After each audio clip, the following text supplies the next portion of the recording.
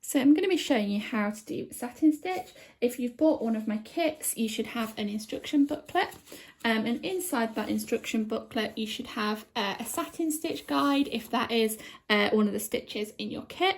And you can see which colour goes where. So I'm going to be stitching some of this in coral today to demonstrate to you.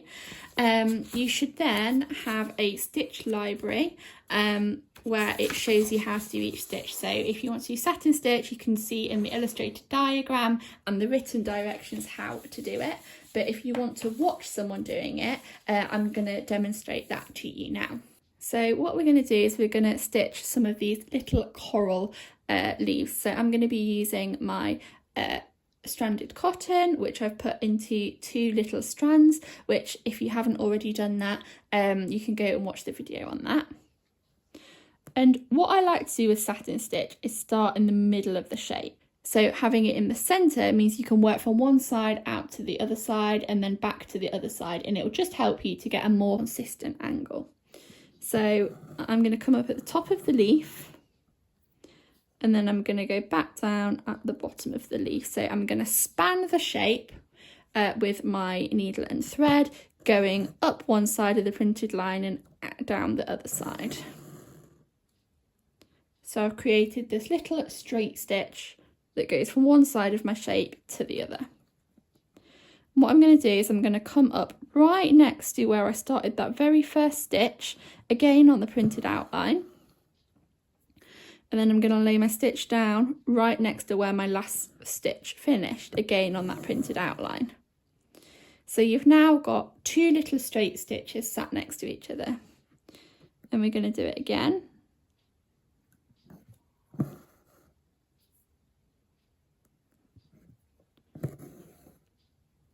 And I think we want one more until we've reached the edge of the shape.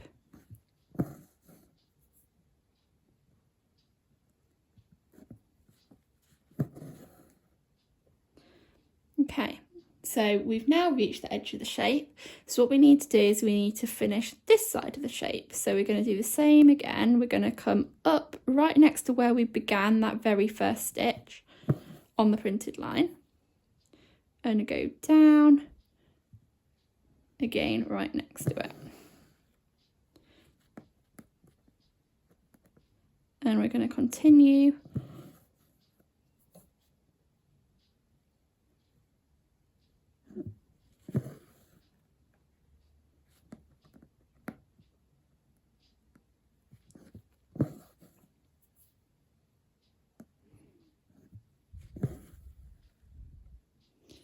Okay, there we go. So you've now completed one of your little satin stitch shapes. So let's go on to the next one. We're going to do exactly the same again. So we're going to start right in the centre of the shape at the top. And then we're going to come down right at the bottom of the shape where the printed line finishes. So we've created one nice long straight stitch in the middle of the shape. We're going to come up at the right hand side of that very first one that we stitched. We're going to go back down right next to it.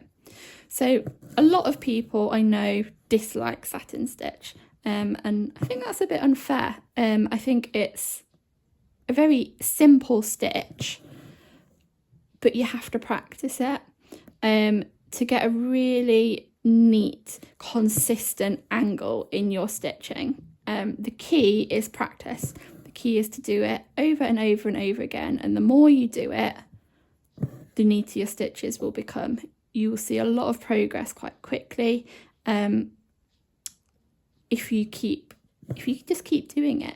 I'm hoping that by doing your kit, you will practice satin stitch and you will learn to love it, because it really is a beautiful fill stitch.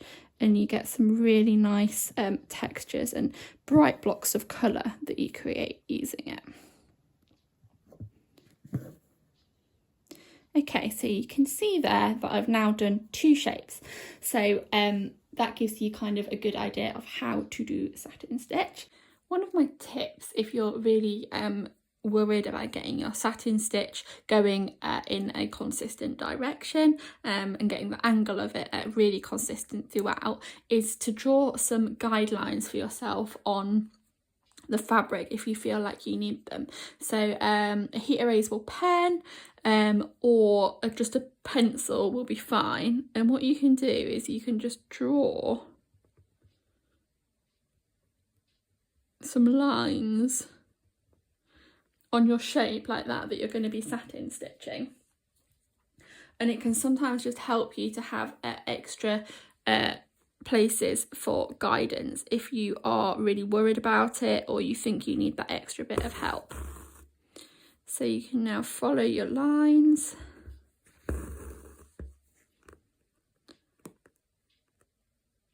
And you know when you're stitching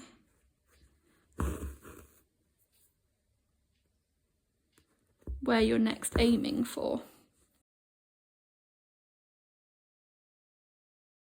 Okay, and we've now reached that next line that we've drawn, and it's just given us a little bit of extra help along the way.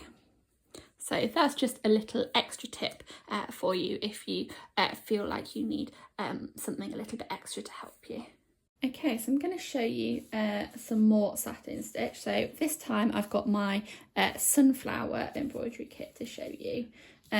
So you can see I've already satin stitched a couple of leaves in.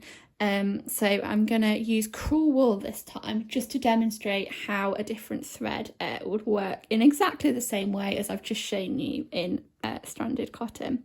So this shape is a bit bigger, so we're going to start in the middle again. So I'm going to be filling it in this direction rather than upwards like I did last time. We're going to be going across. It's completely up to you the direction you go in. If you decided that you wanted to stitch going up, you can. Generally you can see from my instruction booklet the direction that I've laid my stitches. So for example here you can see the direction that I've laid my satin stitch in, but it is completely up to you where you would like to lay it. So I'm going to lay these going across this way.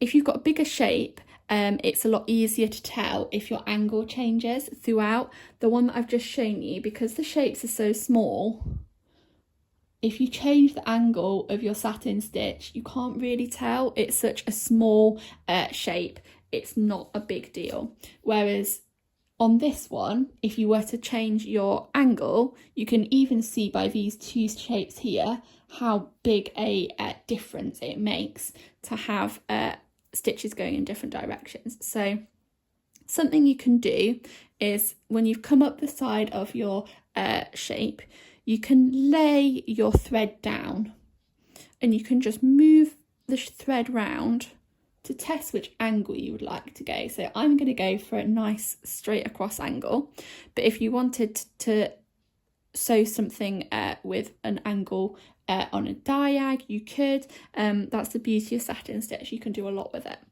So I'm going to go straight across, so there is about right.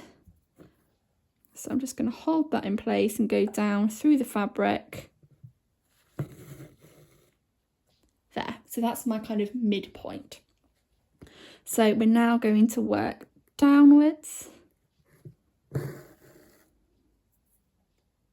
And again, I'm using Crewel wool here rather than the stranded cotton, just to show you that we're literally using exactly the same technique. It doesn't change.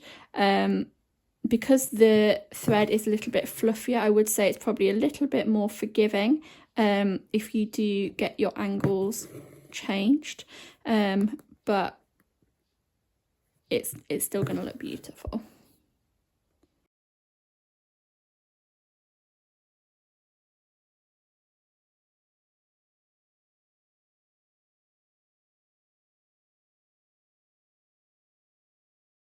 Okay, so you can see how I've now created that with satin stitch. So you've got lots of lovely little lines lined up next to each other. So I've done the bottom half, so now I'm going to go and do the top half. So I won't make you watch me do the whole thing, but you can see how I've created the same angle throughout. I've kept it consistent, and now going back and finishing the top of the shape will keep it a lot more balanced than if I'd started at the bottom and moved. I've just shown you that, but you might find it helpful to turn your satin stitch sometimes. So you can see in this petal here, my angle started off here like this at the bottom, but by the time we got to the point, my angle is no longer like that. My angle has actually turned over time, so it's finished about here, and that's just to flow with the shape of the petal.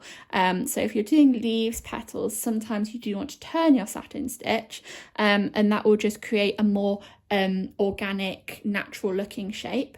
It's a more advanced stitch than just normal satin stitch. So all of my kits are designed so you can do them with normal satin stitch, do the angles however you would like. But if you're feeling a bit more advanced and you would like to push the boat out a bit and turn your satin stitch, I'm going to show you that now. So if you're a complete beginner, you don't need to do this, completely optional, but I'm just going to show you how it's done in case you are wondering. Okay, so this shape here, you can see how the petal isn't straight. It doesn't just sit completely straight. Compared to this one that we've just done, it's a lovely straight petal. This one has a curve in it. So it starts off nice and straight, and then you can see how the petal curves round at the end, more similar to this one down here. So I'm going to start again in the middle in exactly the same way. I'm going to stitch from this side of the shape this time. Really doesn't matter which side you come up.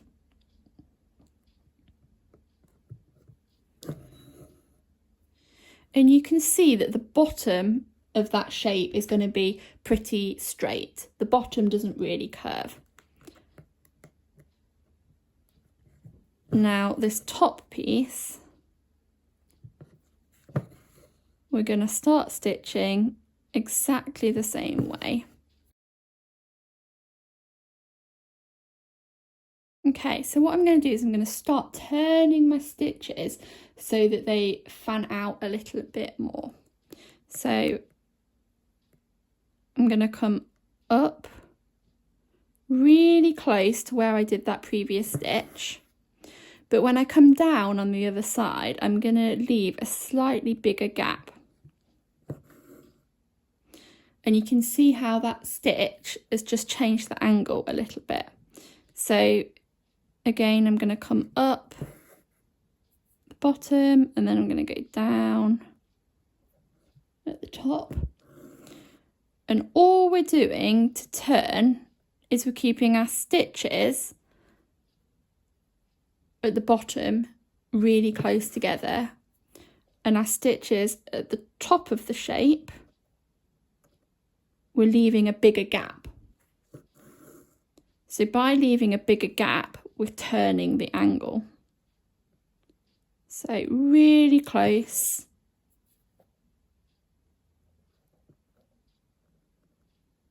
And a bit further away. So because it's satin stitch, we can't move it too much. We can't leave a massive gap at the top, because leaving a massive gap at the top would mean that you would see gaps, and we don't want to see gaps in our stitching. So it's important to do it really gradually to get a nice fluid transition.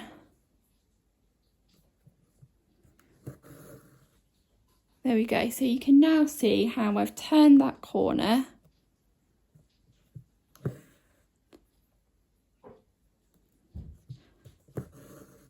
And it's going to be pretty straight now going towards the end of the petal. But you should be able to see how the angle has turned as I have been stitching. So I hope that has been really helpful in showing you how to turn your satin stitch.